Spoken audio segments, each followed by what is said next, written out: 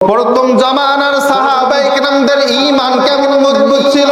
ওই সাহাবী আব্দুল্লাহ রাদিয়াল্লাহু তাআলা আনহু ডাক দিয়ে বলে, সরদার ভালো করে শুনে রাখো, আমার জান যেতে পারে, আমার ইজ্জত যেতে পারে, আমার জান কুরবান হতে পারে, তার উপর আমি ঈমান ছাড়বো না। তুমি অর্ধেক রাজ্য কেন দাও, তুমি যদি পুরা রাজ্য আমাকে দিয়ে দাও, তারপর আমি ঈমান ছাড়তে রাজি নাই। বলেন না সুবহানাল্লাহ।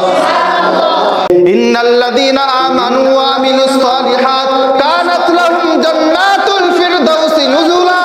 আল্লাহ তাআলা দ্বিতীয় গুণের কথা বললেন।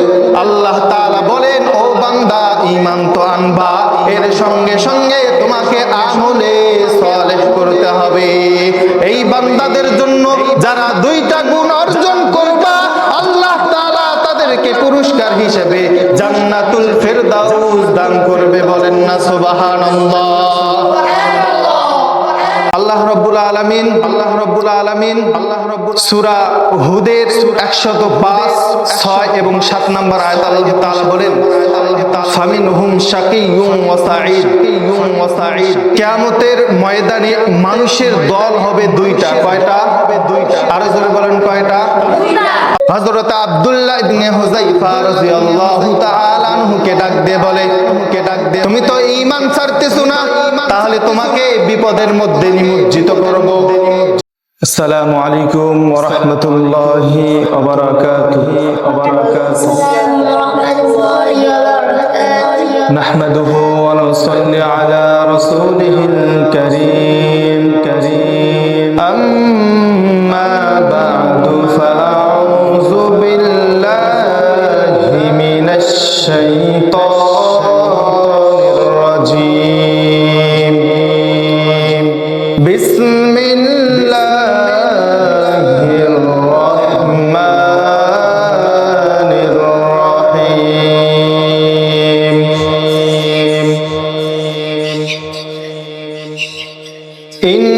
ইন্নাল্লাযীনা আমানু ওয়া আমিলুস সালিহাত কানাত লাহুম জান্নাতুল ফিরদাউসি নুজুলা। আমানতু বিল্লাহি সাদাকাল্লাহুল আযীম।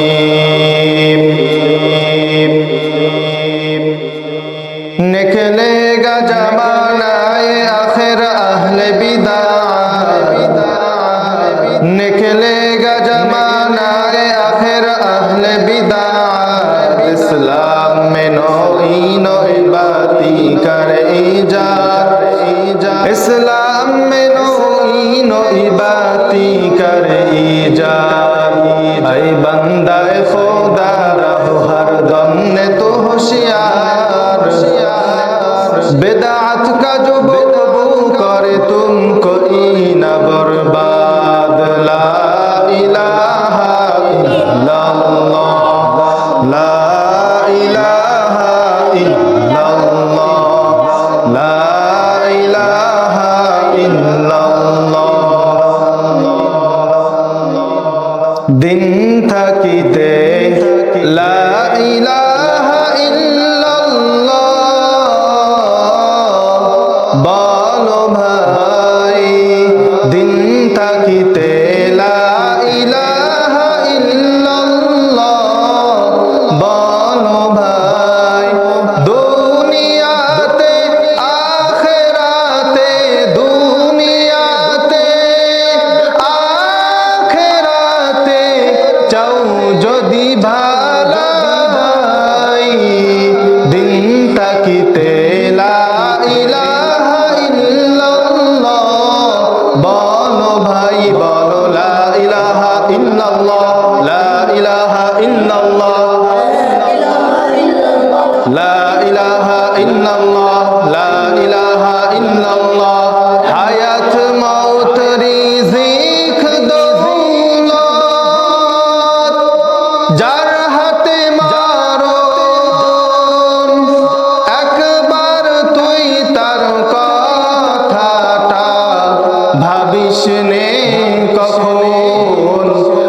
ভাবিস নে কখন আসবে যে দিন দুঃখের রাতে,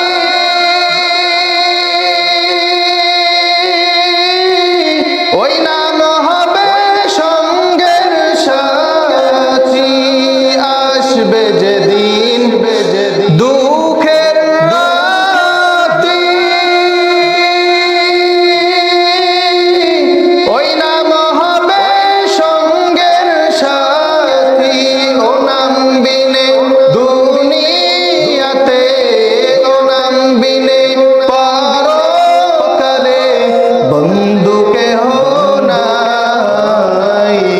দিন থাকিতে লা ইলাহা ইল্লাল্লাহ, বলো ভাই বলো লা ইলাহা ইল্লাল্লাহ, লা ইলাহা ইল্লাল্লাহ, লা ইলাহা ইল্লাল্লাহ মুহাম্মাদুর রাসূলুল্লাহ।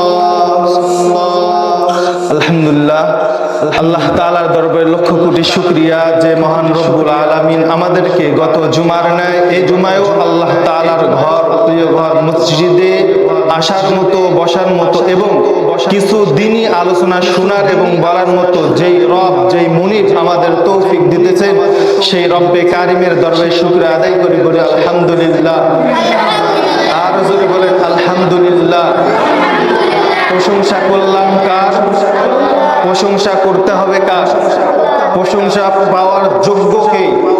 সেই রব্বে কারিমের দরবারে দিল থেকে, মন থেকে, অন্তরের অন্তরস্থল থেকে আরো একবার শুকরিয়া আদায় করে বলি আলহামদুলিল্লাহ। বিশ্বনবীর প্রতি সংক্ষিপ্ত দরুদ পড়ি, সকলে বলি সাল্লাল্লাহু আলাইহি ওয়াসাল্লাম। খুতবার ভিতরে আমি একটি আয়াতে কারিমা তেলাওয়াত করেছি। আল্লাহ তাআলা সূরা বাকারার 11 নম্বর আয়াত আল্লাহ তাআলা বলেন আমিনু কামা আমানান নাস। আল্লাহ রাব্বুল আলামিন সূরা হুদের 105, 6 এবং 7 নম্বর আয়াত আল্লাহ তাআলা বলেন ফামিনহুম শাকিয়্যুন ওয়া সাঈদ। কিয়ামতের ময়দানে মানুষের দল হবে দুইটা। কয়টা? দুইটা। আরো জোরে বলেন কয়টা? আল্লাহ তাআলা এর পরের আয়াত আল্লাহ তাআলা বলেন ফাআম্মাল্লাযীনা শাকু ফাফিন্নার, অর্থাৎ যেই ব্যক্তি দুই দল হবে, দুই দলের ভিতরে এক দল হবে সৌভাগ্যবান আর এক দল হবে হতভাগার দল। তার মধ্যে প্রথম দল যারা হতভাগা হবে, আল্লাহ বলেন ওই দল তারা তো হতভাগাই হলো। এরপরে আয়াত আল্লাহ তাআলা বলেন ওয়া আম্মাল্লাযীনা সুঈদু ফাফিন্নার ফাফিল জান্নাহ। আল্লাহ তাআলা বলেন যারা সৌভাগ্যবান হবে তারা জান্নাতের মধ্যে নিমজ্জিত হবে। বলেন না সুবহানাল্লাহ। তাহলে বলেন জান্নাত মৃত্যুর পরে নাকি আগে? মৃত্যুর পরে। তো কিয়ামতের ময়দানে মানুষের দল হবে কয়টা? দুইটা। দুইটা দলের ভিতরে আল্লাহ বলেন যে দুইটা দলের ভিতরে এক দল হবে সৌভাগ্যবান আর এক দল হবে হতভাগার দল। যারা সৌভাগ্যবান হবে তাদের স্তর বা তাদের কোয়ালিটি হলো তাদের দুইটা আমল পাওয়া যাবে। তাদেরকেই সৌভাগ্যবান হিসাবে ধর্তব্য হবে, বিবেচিত হবে। প্রথম কাজ হলো আল্লাহ তাআলা সূরা কাহাফের 107 নম্বর আয়াত আল্লাহ তাআলা বলেন ইন্নাল্লাযীনা আমানু ওয়া আমিলুস সালিহাত কানাত লাহুম জান্নাতুল ফিরদাউসি নুজুলা। আল্লাহ তাআলা বলেন যারা সৌভাগ্যবান হবে তাদের জন্য দুইটা গুণ অর্জন করা দরকার। আল্লাহ তাআলা বলেন ইন্নাল্লাযীনা আমানু, ওই ব্যক্তিরা যারা সৌভাগ্যবান হবে তাদের জন্য প্রথম শর্ত হলো বান্দা তোমাকে ঈমান আনতে হবে। ইন্নাল্লাযীনা আমানু ওয়া আমিলুস সালিহাত কানাত লাহুম জান্নাতুল ফিরদাউসি নুজুলা। আল্লাহ তাআলা দ্বিতীয় গুণের কথা বললেন। আল্লাহ তাআলা বলেন ও বান্দা ঈমান তো আনবা, এর সঙ্গে সঙ্গে তোমাকে আমলে সালেহ করতে হবে। এই বান্দাদের জন্য যারা দুইটা গুণ অর্জন করবা আল্লাহ তাআলা তাদেরকে পুরস্কার হিসেবে জান্নাতুল ফিরদাউস দান করবে। বলেন না সুবহানাল্লাহ। তাহলে কিয়ামতের ময়দানে দল হবে কয়টা? কথাগুলো বুঝতেছেন আপনারা? দুইটা দল হবে। এক দল হবে সৌভাগ্যবান, আরেক দল হবে হতভাগার দল। যারা সৌভাগ্যবান হবা তাদের জন্য দুইটা গুণ অর্জন করতে হবে। আল্লাহ তাআলা সূরা কাহফের 107 নম্বর আয়াতে আল্লাহ তাআলা বলে, বান্দা তুমি ঈমান আনবা সর্বপ্রথম, দ্বিতীয় নাম্বার গুণ বান্দা তোমাকে আমলে সালেহ করতে হবে। এই দুই গুণ অর্জন যদি বান্দা তুমি করতে পারো, আল্লাহ তাআলা সুসংবাদ দিতেছেন, বান্দা তোমার জন্য আমি আল্লাহ রাব্বুল আলামিন জান্নাতুল ফেরদাউস দান করে দেব। বলেন না সুবহানাল্লাহ। প্রথম গুণ ঈমান আনতে হবে।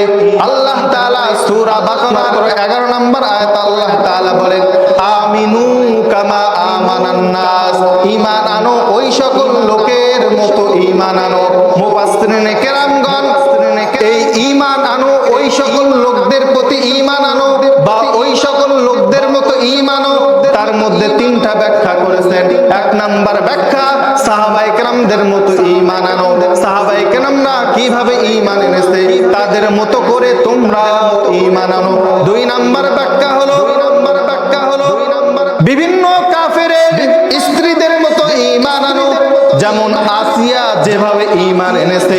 তিন নাম্বার ব্যাখ্যা হলো সূরা বুরুজের ভিতরে শানে নুজুলের মধ্যে এসেছে, আব্দুল্লাহ বিন তামের এই ব্যক্তির মতো ঈমান আনো।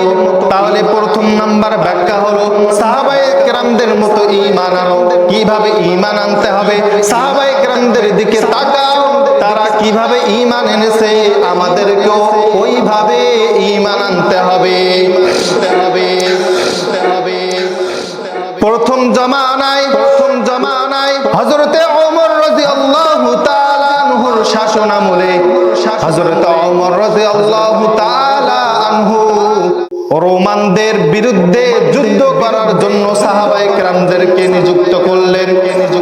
সাহাবায়ে কেরামদের মধ্যে এক বিখ্যাত সাহাবী ছিল। ওই সাহাবীর নাম হলো আব্দুল্লাহ রাদিয়াল্লাহু তাআলা আনহু। এই সাহাবী সহ কয়েকজন সাহাবীকে যুদ্ধের মধ্যে পাঠিয়ে দেওয়া হলো। রোমানদের বিরুদ্ধে যুদ্ধের ময়দানে যাওয়ার পর হযরত আব্দুল্লাহ ইবনে হুযাইফা রাদিয়াল্লাহু তাআলা আনহু সহ কয়েকজন সাহাবী তাদের বিরুদ্ধে যুদ্ধ করতে গেল। এদিক দিয়ে রোমানদের যে প্রধান ছিল, যে সর্দার ছিল, তারা সাহাবায়ে কেরামদের ঈমানের বীরত্বের কথা শুনে আশ্চর্য হয়ে গেল। তাদের ঈমান নাকি অনেক মজবুত ঈমান। এটা পরীক্ষা করার জন্য রোমানদের যে প্রধান লিডার ছিল সে বলতেছে, তাদের যে সহকর্মী রয়েছে তাদেরকে বলা হলো, তোমরা সাহাবীদেরকে আমার সামনে উপস্থিত করবা, তাদের কি রকম ঈমান আমি তাদেরকে পরীক্ষা করব। এদিক দিয়ে যখন ওই সাহাবীদেরকে বন্দী করা হলো, বন্দী করার পর রোমানদের যে প্রধান ছিল তার নিকট নিয়ে যাওয়া হলো, রোমানের সর্দারের নিকট। ওখানে যাওয়ার পর হযরতে আব্দুল্লাহ রাদিয়াল্লাহু তাআলা আনহুকে ডাক দিয়ে বলে, ও সাহাবী, তুমি ঈমানটা ছেড়ে দাও। তুমি যদি ঈমান ছেড়ে দাও তোমাকে আমি পুরস্কারে পুরস্কৃত করব। তোমার জন্য অনেক উপঢৌকন রেখেছি, আমি এই উপঢৌকন গুলো তোমাকে দিয়ে দেব। ওই সর্দার ডাক দিয়ে বলে, ও আব্দুল্লাহ, তুমি যদি ঈমানটা ছেড়ে দাও আমি আমার রাজ্যের অর্ধেক তোমাকে দিয়ে দিব। শুধু এটাই না, আমার মেয়ের সঙ্গে তোমার বিবাহ দিয়ে দিব।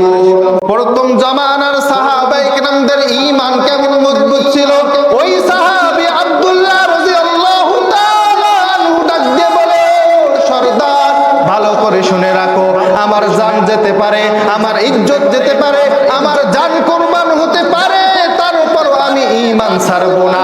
তুমি অর্ধেক রাজ্য কেন দাও, তুমি যদি পুরা রাজ্য আমাকে দিয়ে দাও তারপর আমি ঈমান ছাড়তে রাজি নাই। বলেন না সুবহানাল্লাহ।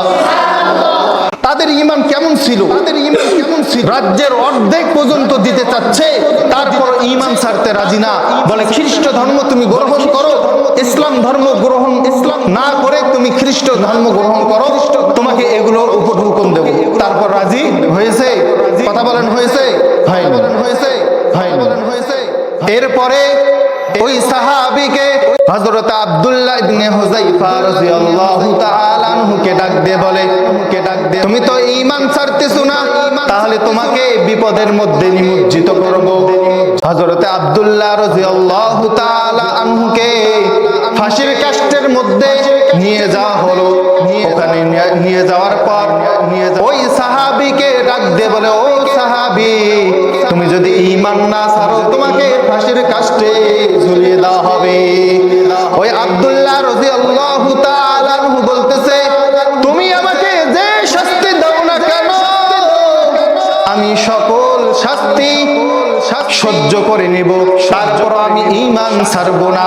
ওই রোম সম্রাট যখন দেখলো এই কৌশল অবলম্বন করে কাজ হলো না, এরপর ওই আল্লাহর বান্দা হযরত আব্দুল্লাহ রাদিয়াল্লাহু তাআলা আনহুকে বন্ধ ঘরের মধ্যে বন্দী করে রাখা হলো। এরকম ভাবে একদিন না, দুদিন না, কয়েকদিন যাওয়ার পর ওই রোম সম্রাট তার নিকট মদ এবং শুকরের গোশত পাঠাই দিল। দেওয়ার পর হযরত আব্দুল্লাহ রাদিয়াল্লাহু তাআলা আনহুকে ডাক দিয়ে বলে, ও আব্দুল্লাহ, তোমাকে এই খাদ্যগুলো দেওয়া হলো, এই খাদ্যগুলো গ্রহণ করো, যদি গ্রহণ না করো তাহলে তুমি তো মৃত্যুবরণ করবা। হযরত আব্দুল্লাহ রাদিয়াল্লাহু তাআলা আনহু বড় জোশের সাথে বলে ফেললো, ইয়া কালবার রুম, হে রুমের কুকুর, তুমি যে খাদ্যগুলো দিয়েছো আমি এই খাদ্যগুলো গ্রহণ করব না, তোমার নাপাক খাদ্য তোমার কাছে রাখো। 2-3 দিন পর্যন্ত না খাওয়া অবস্থায়, অনাহারে অবস্থায়, তারপরও এই খাদ্যগুলো দেওয়ার পর খায় নাই আল্লাহর বান্দা, তো তাদের ঈমানটা কত মজবুত ছিল। আল্লাহ রাসূল সাল্লাল্লাহু আলাইহি সাল্লাম বলেন যে আমি নবী যতক্ষণ পর্যন্ত জান্নাতের মধ্যে প্রবেশ না করব ততক্ষণ পর্যন্ত অন্য কোন নবী জান্নাতের মধ্যে প্রবেশ করবে না। বলেন না সুবহানাল্লাহ। আল্লাহ রাসূল এরপর বলেন যে আমার উম্মত যতক্ষণ পর্যন্ত জান্নাতে প্রবেশ না করবে ততক্ষণ পর্যন্ত অন্য নবীর উম্মত জান্নাতে প্রবেশ করবে না। সুবহানাল্লাহ। তাহলে আমরা কেমন নবীর উম্মত? ইশকে নবী, ইশকে নবী, ইশকে নবী জিন্দাবাদ, ইশকে নবী, ইশকে নবী, ইশকে নবী জিন্দাবাদ, ইশকে নবী জিন্দাবাদ, ইশকে নবী জিন্দাবাদ। আমার হৃদয় ভুবন মাঝে উঠলো যখন চাঁদ, তারার মিছিল করস ধরে বলল মুহাম্মদ। আমার হৃদয় ভুবন মাঝে উঠলো যখন চাঁদ, তারার মিছিল করস ধরে বলল মুহাম্মদ। ঝিঝির দল সুরে নামলো খুশির দুপুরে, সেই খুশিতে জাগলো ধরা, চললো আমার পরম্পরা, মনের আকাশ আল্লাহ মানে দূর মদিনার চাঁদ। ইশকে নবী, ইশকে নবী, ইশকে নবী জিন্দাবাদ, ইশকে নবী, ইশকে নবী, ইশকে নবী জিন্দাবাদ, ইশকে নবী জিন্দাবাদ, ইশকে নবী জিন্দাবাদ। ভাইরা আমার, ওই আব্দুল্লাহ রাদিয়াল্লাহু তাআলা আনহু এরকম অবস্থার পরও ঈমান ছাড়লো না। এরপর রোম সম্রাট বুদ্ধি করলো, পরামর্শ করলো, ভিন্ন পন্থা অবলম্বন করলো। এবার ওই আব্দুল্লাহ রাদিয়াল্লাহু তাআলা আনহুকে ঈমান ছাড়ানোর জন্য যত কৌশল আছে সব কৌশল খাটাইলো। এবার ওই আল্লাহর বান্দা হযরতে আব্দুল্লাহ রাদিয়াল্লাহু তাআলা আনহু রুমের ভিতরে আবদ্ধ রয়েছে, নামাজ কালাম করতেছে। এমন তো অবস্থায় রোম সম্রাট এক সুন্দরী রূপসীকে তার ঘরের মধ্যে নিমজ্জিত করলো। যখন প্রবেশ করালো হলো, কিছুক্ষণ পর ওই রূপসী রমণী রুমের ভিতরে যাওয়ার পর এরকম ভাবে সময় অতিবাহিত হয়ে যাইতেছে, কিন্তু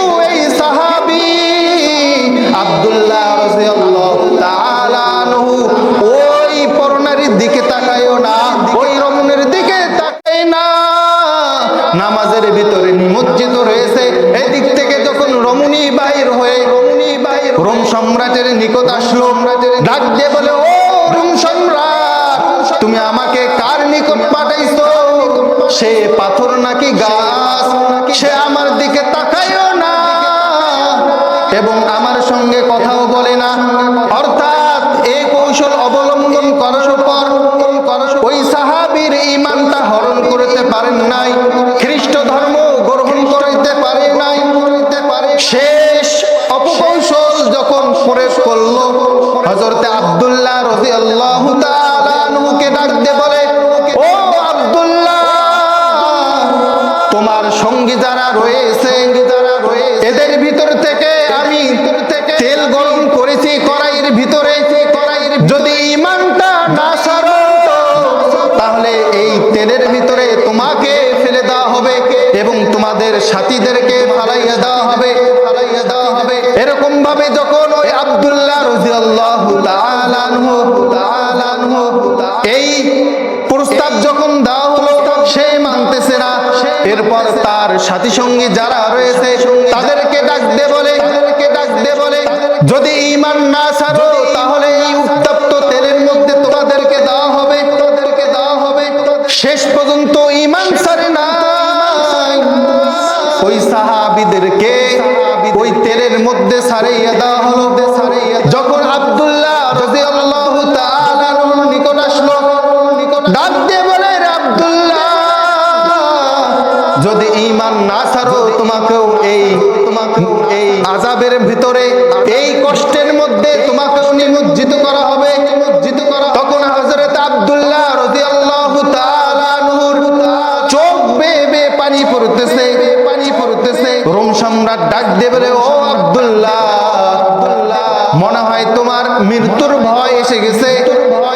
হযরত আব্দুল্লাহ ইবনে হুযাইফা রাদিয়াল্লাহু তাআলা আনহু ডাক দিয়ে বলেন, রোম সম্রাট, আমি ওই জন্য কান্না করতেছি না, আমি শুধুমাত্র কান্না করতেছি এই জন্য, শুনে রাখো, আল্লাহ তাআলা যদি আমার পশমের বিনিময়ে যতগুলো পশম রয়েছে এই পরিমাণ আমার জান দিয়ে দিত, প্রত্যেক জানের ভিতরে এই জানের বিনিময়ে যদি আমি প্রত্যেকটা জানের এই পশমের বিনিময়ে যদি জান পাইতাম, আর এই জান আল্লাহ তাআলার রাহে দান করে দিতাম। ওই সাহাবী বলতেছে, আমার যতগুলো পশম রয়েছে এই পরিমাণও যদি আমার আল্লাহ তাআলা জান দিয়ে দিত, সবগুলো জান আমি কোরবান করে দিতাম। বলেন না সুবহানাল্লাহ। শেষ পর্যন্ত হযরত আব্দুল্লাহ ইবনে হুযাইফা রাদিয়াল্লাহু তাআলা আনহুকে শেষ প্রস্তাব দিল যে ওই রোম সম্রাট বলতেছে, তুমি শুধুমাত্র আমার কপালের ভিতরে একটা চুমো দাও, তাহলে আমি তোমাকে এখান থেকে ছেড়ে দেব এবং তোমার সাথী সঙ্গী যারা রয়েছে। যখন এই প্রস্তাবে রাজি হলো, এটা করার পর হযরতে ওমর রাদিয়াল্লাহু তাআলা আনহুর নিকট যখন উপস্থিত হলো, হযরত আব্দুল্লাহ রাদিয়াল্লাহু তাআলা আনহুকে ডাক দিয়ে বলে, যে তুমি এমন এক কাজ করছো, এটাই হলো ঈমান, এবং এটাই হলো ঈমানের পরিচয়। অর্থাৎ কি বুঝলেন? এর দ্বারা আমরা বুঝতে পারলাম, যত কষ্ট আসুক না কেন, যত প্রলোভন আমাদেরকে দেখাক না কেন, আমরা ঈমানের উপর অটল আছি। মৃত্যু পর্যন্ত এই ঈমানের উপর অটল থাকতে আমরা রাজি আছি তো ইনশাআল্লাহ। আল্লাহ তাআলা আমাদেরকে তৌফিক দান করেন, সকলে বলেন আমিন। আল্লাহ রাসূল বলেন, যে ব্যক্তি লা ইলাহা ইল্লাল্লাহ বলবে সেই ব্যক্তি জান্নাতে প্রবেশ করবে। বলেন না সুবহানাল্লাহ। আমরা এই কালিমার স্বীকৃতি দান করি কিনা? কথা বলেন, করি কিনা? অবশ্যই করি। আমাদের আশা আছে আল্লাহ রাব্বুল আলামিন আমাদেরকে জান্নাতের মধ্যে একদিন না একদিন প্রবেশ করাবে ইনশাআল্লাহ। সাহাবায়ে কেরাম কেমন ঈমান এনেছেন? আল্লাহ তাআলার পয়গম্বর নবী আলাইহিস সালাতু ওয়াস সালাম এক সাহাবী ছিল, বিখ্যাত সাহাবীর নাম হলো সাফিনা রাদিয়াল্লাহু তাআলা আনহা। সময় সংক্ষিপ্ত, অল্প বলে আমি শেষ করে দেব বয়ান ইনশাআল্লাহ।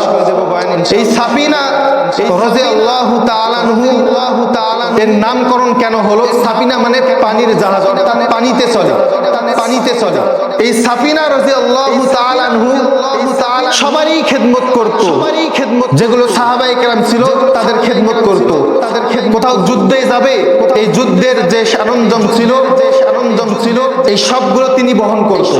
তো একদিন এই যুদ্ধে যাবে এমন তো অবস্থায় সাফিনা রাদিয়াল্লাহু তাআলা দেরি হয়ে গেল। এরকম ভাবে যুদ্ধের মধ্যে রওনা হয়েছে সাহাবায়ে কেরামরা কিছু দূর অগ্রবর্তী হয়ে গেছে, কিছু দূরে এগিয়ে যাওয়ার পর পিছনে পড়ে গেছে সাফিনা রাদিয়াল্লাহু তাআলা। জঙ্গলার ভিতর দিয়ে চলতেছে, কিছু দূর যাওয়ার পর সাফিনা রাদিয়াল্লাহু তাআলা দেখতেছে সামনে একটা হিংস্র বাঘ। সামনে যখন বাঘ দেখলো, বাঘকে ডাক দিয়ে বলে, ও হিংস্র প্রাণী, আমি আল্লাহ রসুলের বিশিষ্ট এক সাহাবী সাফিনা রাদিয়াল্লাহু তাআলা, আমার কিছু কাজ ছিল এজন্য দেরি হয়ে গেছে।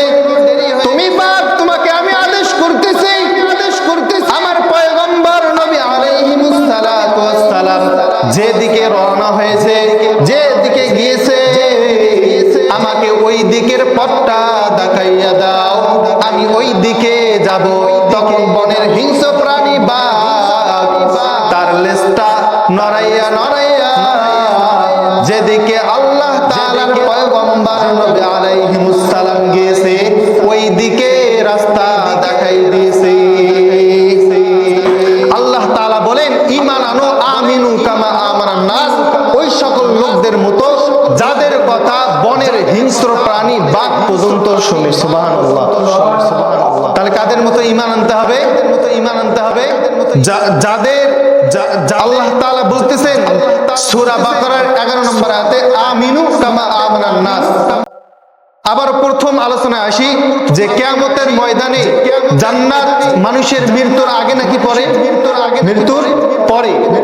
তো কিয়ামতের ময়দানে আল্লাহ তাআলা বলেন দুইটা দল হবে, একটা দল হবে সৌভাগ্যবান আর একটা হবে হতভাগার দল। যারা সৌভাগ্যবান হবে তারা যাবে জান্নাতে, আর যারা হতভাগা হবে তারা যাবে জাহান্নামে। যারা সৌভাগ্যবান হবে তাদের গুণ কয়টা? আলোচনা ভুলে গেছেন? কয়টা? দুইটা গুণ। আল্লাহ তাআলা সূরা কাহাফের 107 নম্বর আয়াতে আল্লাহ তাআলা বলেন, ইন্নাল্লাযীনা আমানু ওয়া আমিলুস সালিহাত কানাত লাহুম জান্নাতুল ফিরদাউসি নুজুলা। আল্লাহ তাআলা এখানে দুইটি গুণ মানুষদেরকে জানাইয়া দিয়েছে। এই দুইটি গুণ যারা সৌভাগ্যবান হতে চায় তাদেরকে অর্জন করতে হবে। এক নাম্বার গুণ, ইন্নাল্লাযীনা আমানু ওয়া আমিলুস সালিহাত, ঈমান আনতে হবে। দুই নাম্বার গুণ, নেক আমল করতে হবে। এই দুই গুণ যারা অর্জন করবে তাদের জন্য পুরস্কার হলো আল্লাহ তাআলা তাদেরকে জান্নাতুল ফিরদাউস দান করবে। আর ঈমানটা প্রথম গুণ, ঈমান আনতে হবে কেমন? আল্লাহ তাআলা সূরা বাকারার 11 নম্বর আয়াত আল্লাহ তাআলা বলেন, আমিনু কামা আমানান নাস, অর্থাৎ ঈমান আনো ওই সকল লোকদের মতো ঈমান আনো। এখানে মুফাসসিরিনে কেরাম তিনটি মত ব্যক্ত করেছেন। এক নম্বরে মত হলো সাহাবায়ে কেরাম যেমন মত এনেছেন, যেরকম ভাবে ঈমান এনেছেন সাহাবায়ে কেরাম, তাদের মতো করে আমাদেরকে ঈমান আনতে হবে। আল্লাহ তাআলা আমাদেরকে সঠিক ঈমান এনে এবং মৃত্যু পর্যন্ত এই ঈমানের উপর অটল থাকার তৌফিক দান করেন। সকলে বলেন আমিন। আল্লাহ তাআলা যে কথাগুলো বলা হলো সকলকেই আমল করার তৌফিক দান করেন। আমিন। আসসালামু আলাইকুম ওয়া রাহমাতুল্লাহি ওয়া বারাকাতুহু।